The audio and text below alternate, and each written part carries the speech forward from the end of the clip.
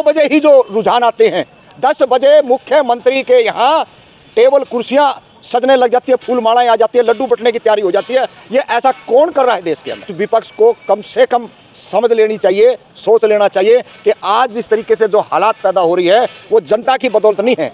जनता तैयार खड़ी है, जनता वोट देती है, लेकिन लड़ने के लिए जो लोग तैयार रहते हैं उनके लिए कोई भी जन सुविधा कहीं पर उपलब्ध नहीं है। अखिलेश यादव ने कहा है कि धांधली हुई है उस चुनाव में। नहीं, धांधली आपको नहीं दिख रहा क्या? आपको भी दिख रहा है, ये धांधली हुई है और सीधे तौर पर हुई है। अरे क्या मतलब है, आप ड्यूटी अफसर हो, आपका काम है वहाँ पर निगरानी करना, आप कोई वोट डालने आ रहा है, महिलाओं को रोक रहे हो। ये वोटर आईडी से वोट डालने चाहिए थे, लेकिन इन्होंने क्या कर दिया, आप जो मर्जी लेकर के आ जियो। तो भाई वोटर आईडी किस लिए दे रखी है? आप आधार कार्ड दीजिए, पैन कार्ड दीजिए। जितने इस देश के कमीन कांदू नालायक और जलील और जल्लाद लोग हैं वो हेरा फेरी करने के लिए दूसरी आईडियों का प्रयोग करते हैं। जब चुनाव आयोग ने हमारे को आज से 25 से 30 साल पहले एक आईडी दे रखी है कि वोटर आईडी है, आप इसी से वोट डालेंगे, लेकिन विपक्ष को भी मुंह में दही जम रही है। ये भी कहीं पर एक बार नहीं कहते कि भैया जिसकी वोटर आईडी खूगी वो अपने घर रहो, कोई जरूरत नहीं है। जो अपनी वोटर आईडी नहीं संभाल के रख सकता वो देश के अंदर क्या करेगा? उसको कोई फर्क ही नहीं पड़ रहा है।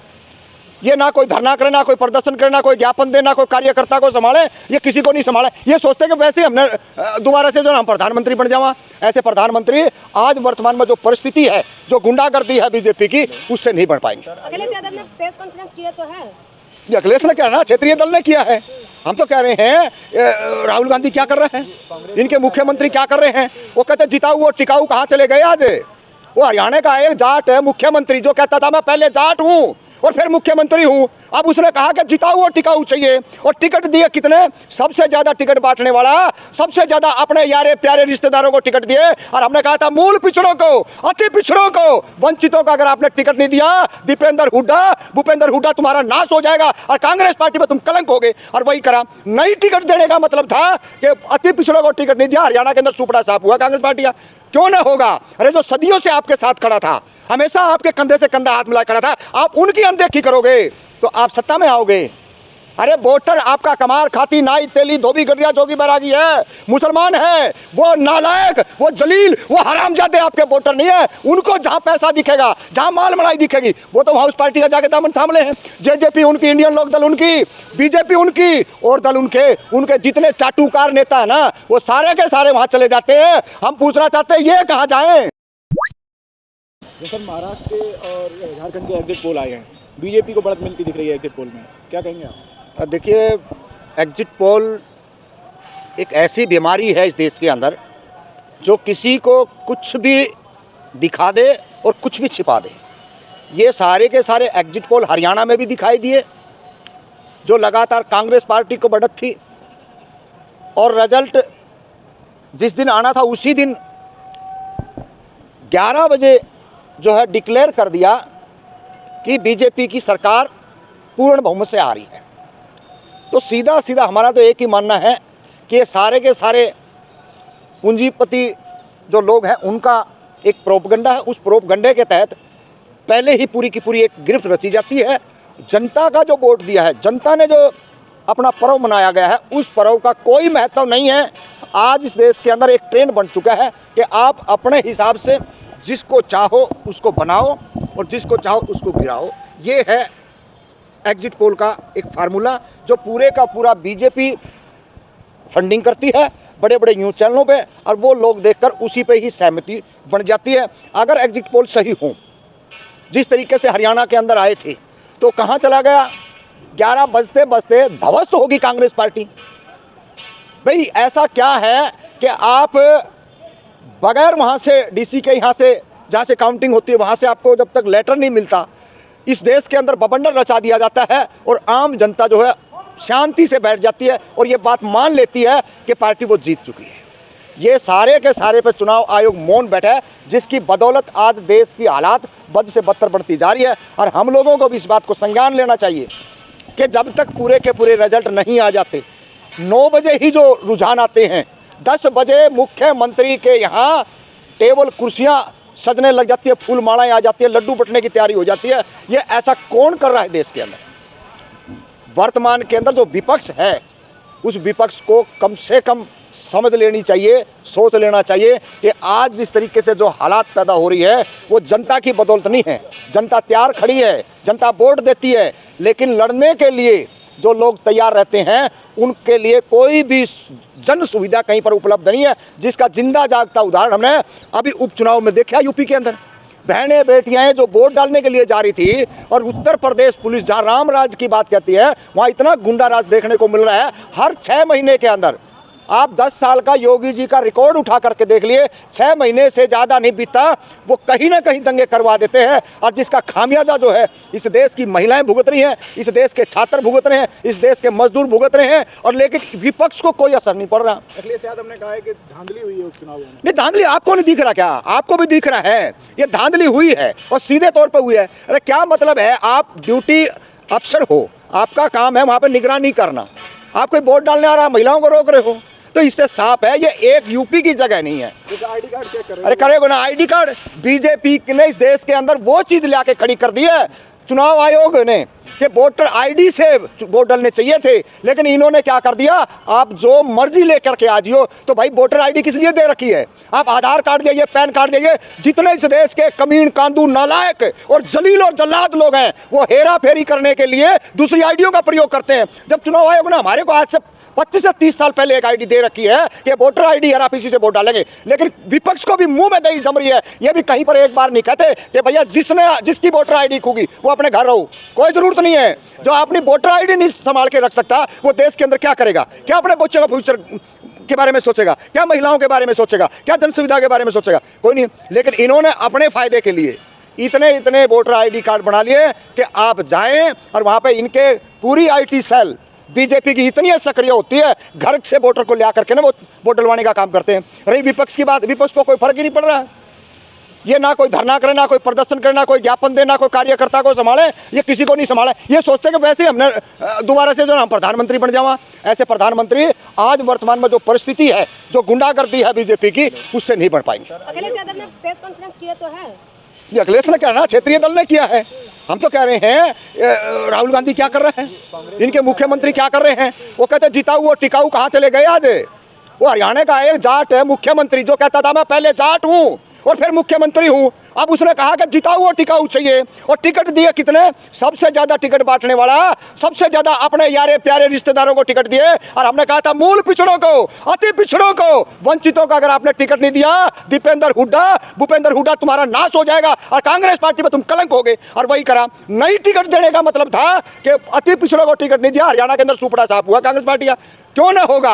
अरे जो सदियों से आपके साथ खड़ा था, हमेशा आपके कंधे से कंधा हाथ मिला खड़ा था, आप उनकी अनदेखी करोगे तो आप सत्ता में आओगे। अरे वोटर आपका कमार खाती नाई तेली धोबी गढ़िया जोगी बैरागी है, मुसलमान है, वो नालायक, वो जलील, वो हरामजादे आपके वोटर नहीं है। उनको जहां पैसा दिखेगा, जहां माल मलाई दिखेगी, वो तो हाउस पार्टी का जाके दामन थाम ले हैं। जेजेपी उनकी, इंडियन लोक दल उनकी, बीजेपी उनकी, और दल उनके जितने चाटुकार नेता है ना, वो सारे के सारे वहां चले जाते हैं। हम पूछना चाहते हैं ये कहाँ जाएं? अरे जिसको मान सम्मान देना चाहिए था, राहुल गांधी देश में ढिंढोरा पीटते फिर रहे हैं, सामाजिक न्याय की बात करेंगे, ओबीसी कोई नहीं है, तो भाई वो जमीन पर उतार दो। तुम्हारे ये जो नालायक बैठे हैं, जो 10 साल तक हुड्डा ने हरियाणा के अंदर राज किया, दलितों को मरवाया, पिछड़ों को मरवाया, आंदोलन करवाया रिजर्वेशन को लेकर के 16 के अंदर, क्या था? विपक्ष को, कांग्रेस पार्टी के बड़े पदाधिकारियों को देखना चाहिए कि जमीन पे कुछ नहीं है तुम्हारा। जब तक आप जमीनी कार्यकर्ता हम जैसे काम करने वाले हैं, 15-20 साल हो गए, लोगों के साथ लड़ते हैं, और या जब मंच आता है, चुनाव का टाइम आता है, ये बहरूप है इनके, जो विधायक की टिकट लेकर के जाते हैं, मंचों से भगाते हैं, मंचों से मुसलमानों की बात नहीं करने देते, दलितों की बात नहीं करने देते, अति पिछड़ों के लिए हम हिस्सेदारी की बात करें, वहां हमको मंचों से नहीं बोलने दिया जाता। तो क्या हम अपना मुंह बंद कर लें? कब तक कर ले? वहां सम्मान आप देते नहीं, तो भाई कहीं ना कहीं तो हम अपनी भड़ास तो निकालेंगे। राहुल गांधी पर आप भड़ास निकाल रहे हो? नहीं, राहुल गांधी बनी, राहुल गांधी सही हैं, जो इनके नीचे के नालायक, निकम्मे, जलील, ये लोग खराब हैं।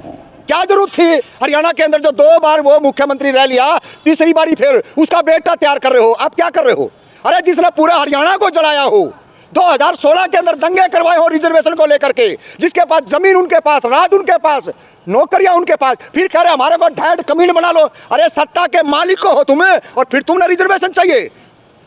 ऐसे लोगों की पहचान करनी चाहिए शेष नेतृत्व ने, और नहीं तो आने वाले टाइम में और बुरी हालात हो जाएगी, हम लोग भी थोड़े दिन लड़ पाएंगे।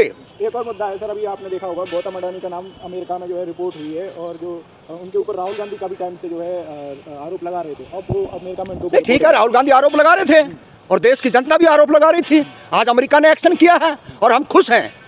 अगर ऐसे ऐसे मामले अगर ये भारत में होता तो नरेंद्र मोदी जो है ना इसको ऊपर कवर डालने का काम करते हैं, लेकिन अब बाहर है तो उजागर हो गया, और इसको गिरफ्तार वही लोग अमेरिका के कर सकते हैं। और जो इन्होंने बहुत मोटी रकम है, शायद मैं तो बोलने में भी असमर्थ हूँ, ऐसे ऐसे घिनौने काम अपने पद अधिकारियों को, अपने कर्मचारियों को, अपने जो आरएसएस की शाखाओं के लिए जो मोदी ने अडानी से पैसा लेकर के जो लगाया है वो सीधा सीधा दिख रहा है, वो फूल रहे फल रहे हैं। झारखंड में ये सरकार बनाएंगे, महाराष्ट्र में ये सरकार बनाएंगे, हरियाणा में सरकार ये बनाएंगे, हर जगह ये क्या रहा है, रात रात भर गाड़ियां घूमती है स्कॉर्पियो ब्लैक कलर की। जो पैसा गाड़ियों से बांटा जाता है वो अलग पैसा है, और जो सीधे मेरे जैसे आप जैसे और कितने अनजाने लोग हैं जिसके सीधे अकाउंट में पैसा जाता है, ये सारे का सारा जो काला धन की कह के बात आए थे 2011 में पकड़े लगे थे, 2013-14 में इनका जो मंसूबा पूरा हो गया था। आज उस काला धन की वो निकम्मा अन्ना हजारे, वो निकम्मा रामदेव और निकम्मा कुमार विश्वास और किरण बेदी एक महिलाओं के कलंक, ये आज कहाँ किस गुफा में है, इनको कोई ढूंढने वाला होना चाहिए। पूरे का पूरा षड्यंत्र लोकपाल के नाम से देश की जनता को गुमराह इन्होंने किया था। आज ये कहीं किसी गली कूचे में दिखाई नहीं दे रहे हैं। ये तो इस देश की जनता को समझ लेना चाहिए, अगर अपने बच्चों का भविष्य, अपने फैमिली का भविष्य, अपने आसपास शहर का, गांव का, कॉलोनी का, ढाणी का अगर भविष्य अगर आपने सुरक्षित रखना है तो संघ के, बीजेपी की और इनकी जो करनी सेना और इनके घने हिंदू सेना, उनसे सावधान रहना चाहिए। नहीं, देश के अंदर जो चीज़ें आज तक शिक्षा रोजगार जो मिल रहे थे वो चौपट कर दिया है। मोदी जी का नारा था एक रहेंगे सेफ रहेंगे, वो योगी जी का जिस पे आया था बटेंगे तो कटेंगे, तो राहुल गांधी कह रहे हैं कि जो एक रहेंगे सेफ रहेंगे, तो ये नारा अडानी जी के लिए, मोदी और अडानी एक रहेंगे तो अडानी सेफ रहेंगे। ये कहा कि बटोगे तो कटोगे, कौन कह रहा है ये बात? योगी जी कह रहे हैं ना। तो इस देश की जनता को खूब पता है कि इस देश के अंदर काटने वाले कौन हैं और बांटने वाले कौन हैं। लगातार इस देश के अंदर गाय गोबर की बात करने वाले, हिंदू मुस्लिम की बात करने वाले, और स्कूल कॉलेजों के अंदर किस तरीके से छात्रों के ऊपर लाठीचार्ज करने वाले, ये तो दिल्ली जैसे राजधानी के अंदर हुआ था। ये सब लोगों को पता है। ये जुमले हैं, जैसे 15 लाख का जुमला था, 2 करोड़ का जुमला निकला, और कटोगे बटोगे ये जुमला है, और न जाने इसके बीच में बहुत बड़ी गंगा बहती चली गई जुमलों की। आज तक इस देश के अंदर ये जुमलेबाजों के चुंगल में जितने लोग फंसे हैं उनका बेड़ा गर्क ही हुआ है। और अब तो यहाँ तक बात आ गई है, जो लगातार कथाकथित अपने आप को हिंदू और कथाकथित अपने आप को संघी कहने वाले लोग थे, आज उनकी भी 30-30 साल, 35-35 साल, 25-25 साल नौकरी छूट गई और घर बैठा दिए। अब बिलबला रहे हैं कि हमने वोट दिया। अरे तुमने ऐसे नालायकों को क्यों वोट दिया जो आज बिलबलाने की जरूरत पड़ गई? आज उनके ऊपर भी तलवारें चल रहे हैं। हम तो इनके लगते कौन हैं? हम तो लगातार कह रहे हैं, हमारे बाप ने, हमारे दादा ने, हमने, अपनी औलाद ने, चौथी पीढ़ी पे खड़े हम लोग, और इस बात चैलेंज देके कह रहे हैं कि बीजेपी में, आरएसएस में गए व्यक्ति पर कभी भरोसा मत कर लेना, आप अपने दुश्मन पर भरोसा कर लेना। ये ऐसे गद्दार और ऐसे निकम्मे लोग होते हैं, ये कभी भी कहीं भी आपको डस सकते हैं।